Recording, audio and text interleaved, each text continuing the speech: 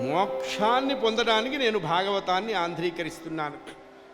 ఇక్కడ పరమాత్మని చాలా విశేషంగా చెప్పారు పోతన గారు.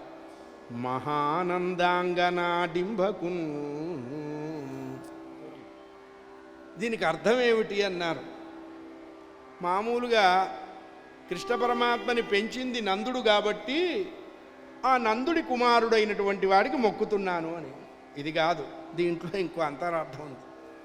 ఏమిటా అంతరార్థం అన్నారు. లలితా సహస్రంలో కరాంగుళిన కోత్పన్న నారాయణ దశాకృతి,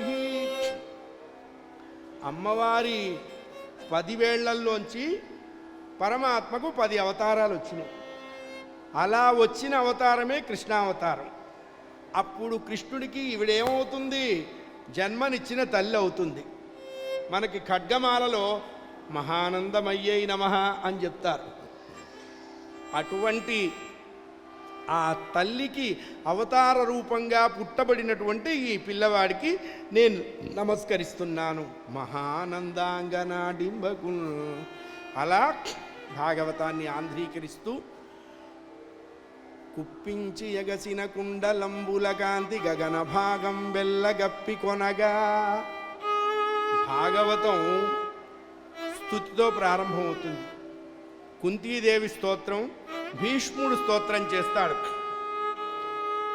దుర్యోధనుడు కృష్ణ పరమాత్మ దగ్గరికి వెడతాడు. కృష్ణ పరమాత్మ చెప్పాట, బావా నా వెనకాల 10,000 మంది నారాయణ సైన్యం ఉంది, వాళ్ళు కావాలా నేను కావాలా?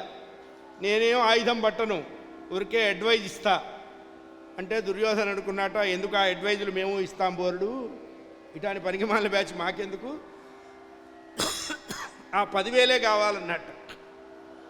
చూడండి, రిమోట్ ఆయన చేతిలో పెట్టుకొని వీడికి టీవీ ఇచ్చాడు. ఈ పాపిష్టివాడు అది తెలుసుకోక 10,000 మందిని వేసుకొచ్చాడు. భీష్ముడు అడిగాట, దుర్యోధన పరమాత్మ ఏమన్నాడ్రా అని అడిగాట. ఏమో తాతయ్య, కృష్ణుడికి కూడా ఈ మధ్య మైండ్ పోయింది, ఆయుధం పట్టనన్నాడు, రథంలో కూర్చొని ఉపదేశం చేస్తా అన్నాడు, నాకు అక్కర్లేదులే అన్నాను. ఓరి పిచ్చివాడా, పరమాత్మ నీ రథంలో కూర్చుంటేనే నీకు జయం వచ్చేదిరా, నవరత్నాలు వదిలిపెట్టి నత్తగులల కోసం బయలుదేరావా? పరమాత్మ ఏమన్నాడు అన్నారు. ఆయుధం పట్టనన్నాడు తాతయ్య అన్నాడా? పరమాత్మ చేత ఆయుధం పట్టించకపోతే నేను భీష్ముణ్ణే కాదన్నాడండి.